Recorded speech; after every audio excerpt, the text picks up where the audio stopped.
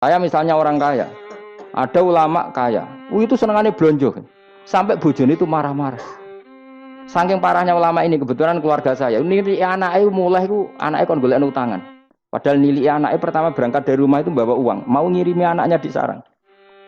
Itu orang Jawa Timur, kiai alim. Roh bakul kacang ning bis gak mentolo ditukoni. Roh bakul mainan saake wong tuwek wadon ditukoni. Walhasil dok sarang ku duwe entek. Tapi gowo mainan, gowo kacang putu-putu. Saake jare. Sama-sama belanja. Dek ini niatnya nyebar rahmate Allah. Saya pernah ngalami itu, meskipun di ada skala yang ekstrim itu. Saya sampai sekarang anak saya mulai TK, SD tak sangoni terus. Kadang beli jajan yang dia sama sekali gak doyan. Dulu ibunya yang marah sebelum ora dipangan kok dituku Gus. Ya masih ora dipangan bakule tetap seneng. Butuhe bakule ku payu ora kok dipangan ta ora. Tapi utek-utek medhit ngene kan pikirannya kan. Nek ora dipangan aja tuku ya sakake bakule ndonga supaya laris. Lah duit 5.000 bagi kita kan ndak penting wis bentek. Ben manfaati bakul-bakul. Karena orang kadang dikasih itu malu loh karena ndak diharga diri. Tapi kalau lewat jual beli kan seneng. Nah, ya banyak ulama yang gitu, boros tapi niatnya menyebar roh. Asal orang soleh itu baik-baik saja. Orang soleh melete, wah duitku akeh, tenang wae. Cara dohir melete, ternyata ngenakno sing dikai ben ora perasaan. Nah misalnya wong soleh terus sopan, duitku pas-pasan tak pangan sesuk wae ora ono, sing dikai ya sungkan le dul-dul. Maka wong soleh kudu melete ben sing dikai ora sungkan. Bareng ngekek duit wong 100.000. Lah iya lanjiran duitmu akeh ora iso tak hitung ning omah. Ijek karungan. Lah kok karungan piye? Duit 1.000 kerja kok karung gak sak. Butuhe ngenakno sing digawe apa? Ngenakno sing digawe. Asal wong soleh, dekne ngomong gitu itu niatnya juga soleh. Tapi nak wong ra soleh pancen mlete tenan. Bolak-balik wong ra soleh iku masalah. Makanya kancani wong soleh. Mergo wong soleh itu orang yang luar biasa. Kanjeng Nabi ku nak dahar sering ning jaba. Ya biasa. Ketok wong akeh. Karena Nabi gak ada kepentingan beliau jadi Nabi setelah Nabi Isa alaihi salam yang saking sakralnya, saking priainya malah kebablasan dianggap sebagai anak Tuhan. Maka Nabi ngetokno kemanusiaan. Bahkan kalau dahar itu sering di luar. Gue ngetokno nak Nabi itu dahar sebagai umumnya kayak apa orang soleh.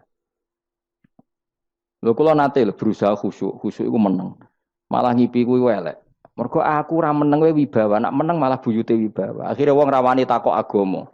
Nak ana ora takok agama terus takok wong liya, takok rugi malah ra karu-karuan. Tapi baru kayak aku sering guyon gejlokan orang berani tanya. Baru kayak berani tanya, ilmu dikembalikan pada ahlinya. Jadi wong soleh ku ngomong terus yo barokah, saenak yo barokah, asal dekne soleh alim, barokah terus. Tapi nak wong ra saleh goblok e mbok meneng ben wibawa. Nak ibadah anggap wali terus akeh sing sowan. Innalillahi wa inna ilaihi raji'un. Aneh-aneh wae. Modus iku jenenge apa? Lho iya, kayak kasus di Probolinggo, andekan wong ra jubahan niku ora ono sing percaya. Dia dipercaya karena modus apa? Kesalehan. Umpama ndekne nganggo kathok seprapat terus pahpon ning pasar, ayo aku bisa gadakan uang, percaya ta ora? Barokah jubahan. Ibu-ibu soleh. Maka sarana kesalehan ini kalau di mata orang nggak soleh, di tangan orang nggak soleh itu bahaya.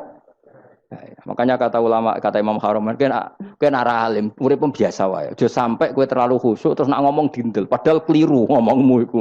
Mergo anti ilmu. Bener kok sampean ini bener. Orang alim sepedaan motor ya sampai dang-dang atau sampai rokokan itu bener. Ya ada bebo khusyuk malah bahaya. Dikira ahlul ilmi jebule gloyor napa. Mulane kan apa melete tak anggap pinter ini. Menutupi apa. Wis pokoke terusno dhewe. Jadi itu ada aturannya. Pokoknya yang penting itu soleh alim. Makanya saya berkali-kali cerita, saya punya sanad sampai Sufyan bin Uyainah itu termasuk gurunya Imam Syafi'i. Ya gurunya Imam Syafi'i itu yang paling masyhur itu Muslim bin Khalid Az-Zanji ketika kecil. Beliau diajari sufi oleh Sufyan bin Uyainah. Kemudian ngaji hadis sama Imam Malik. Cuma di Indonesia yang terkenal beliau hanya muridnya siapa? Imam Malik. Sebenarnya dia ngaji lama itu malah sama Sufyan bin Uyainah. Sufyan bin Uyainah ini yang punya riwayat bahwa Nabi Isa dan Nabi Yahya pernah bertemu. Ketika bertemu di satu kampung, sing Nabi Isa tanya, "Aina sirarun nas?" Lalu rumahnya orang-orang fasik di mana? Sing Nabi Yahya selalu tanya, "Aina khiyarun nas?" Lalu rumahnya orang-orang baik di mana? Ini sama-sama Nabi dan sama-sama muda. Kita tahu Nabi Isa juga wa atainaul hukma napa? Sobia. Nabi Yahya ya Yahya khudil kitab bi quwwah wa atainaul hukma sobia. Nabi Yahya juga mulai cilik alim, Nabi Isa juga mulai cilik alim wa yukallimun nasa fil mahdi wa kahla. Ini sama-sama orang alim mulai kecil hanya dua itu, Yahya dan siapa? Isa. Itu sezaman. Saya ulang lagi sezaman. Sama-sama anaknya orang keren, Yahya bin Zakaria, anaknya Nabi. Isa bin Maryam adalah wali besar nasabnya. Akhirnya Nabi Isa yang mulai tanya, "Lima tas'al aina khiyarun nas?" Kenapa kamu tanya rumahnya orang-orang baik di mana? Kata Nabi Yahya, kumpul orang soleh itu enak, nyaman. Ya kan nyaman kan kumpul orang soleh, tidak ada narkoba, tidak ada kegaduhan, tidak ada berisik. Terus gantian Nabi Yahya tanya, "Lima tas'al aina sirarun nas?" Lalu kenapa Anda tanya di mana rumahnya orang-orang buruk? Terus kata Nabi Isa, "Anan Nabi, saya ini Nabi, biman zilatit tabib, ibarat dokter, udawil marto." Maka saya mengobati yang sakit. Kalau Anda seorang dokter, nyari sampling penyakit, nyari di endemik daerah penyakit apa daerah sehat? Penyakit. Ya tapi kalau kamu takut ketularan, nyari daerah sehat apa daerah berpenyakit? Itu sama-sama madhab dalam ilmu. Dulu itu ya biasa, perbedaan seperti itu biasa saja. Karena semuanya karena ilmu. Sekarang enggak, kubu sebelah yang ngotot, kubu sebelah ya dalile pokoknya. Mana ada ilmu dalile pokoknya? Pokoknya kunut itu gini, kalau enggak kunut gini. Memangnya Imam Syafi'i lahir tahun berapa? Kunut enggak kunut itu ada sebelum tahun 12 dan tahun 26. Gue eleng-eleng. Nak di vulgar roh jare vulgar. Nah iku ra paham banget tenan. Maka orang-orang alim tahunya ya kunut dadak kunut itu al khilaf baina madzhab Syafi'i wa madzhab Abi Hanifah. Sekarang tahu-tahu di zaman akhir jadi politik identitas. Kayak misalnya begini, tak contohkan lagi perdebatan. Pakai peci putih. Gus Naji itu putranya Mbah Mun, meyakini pakai peci putih itu sunat sehingga santrinya pakai peci putih. Mbah saya Ki Hamid Pasuruan juga pakai peci putih. Santri sebelah kiri semuanya pakai peci putih karena putih itu sunat ya sudah pakai peci putih. Tapi kalau Mbah Mun itu santrinya nggak boleh pakai peci putih, haram kata beliau. Kata beliau, "Jong kaji nih wong desa-desa nganti adol Tegal, adol sawah. Mbok saingi ketuli 5.000." Kata beliau. Nglarakno atine wong dosa apa haram? Dosa, Mbah. Lah ya iku dosa, mulane haram. Sehingga takanya akan santri sarang semua. Enggak ada santrinya bangun pakai peci putih, kecuali yang sudah kaji. Karena pikiran beliau itu menyakiti orang katanya. Karena kaji ini adol Tegal disaingi 5.000. Tapi Mbah Mun sebagai orang alim yang membiarkan pondoknya Gus Naji pakai peci putih. Mbah Naji juga membiarkan ketika pondoknya Mbah Mun pakai hitam. Makanya saya keterusan peci hijau. Saya itu sudah kaji, tapi karena saya mulai dulu nggak pernah pakai peci putih terus keterusan sampai sekarang. Tapi suatu saat aku juga nganggu kan, entah kapan suatu saat. Jadi aku soal Nabi ya keturunan iri, keterusan diharamno terus kebablasan ini. Itu logika istihad. Sama misalnya khasnya ulama itu pakai jubah, pakai apa? Ya sudah itu khasnya ulama. Terus kayak misalnya neng parkiran macak ngono. Alasannya anut ulama. Kira-kira menyinggung orang apa ndak kira-kira? Kowe kelakuanem cek ra karuan jubah sunah Rasul terus kene parang tritis delok wong macem-macem jubah. Kacau gak? Elek-eleki nasab apa enggak? Boy orang itu mikir jadi karena ada selalu masalah ijtihadiyah.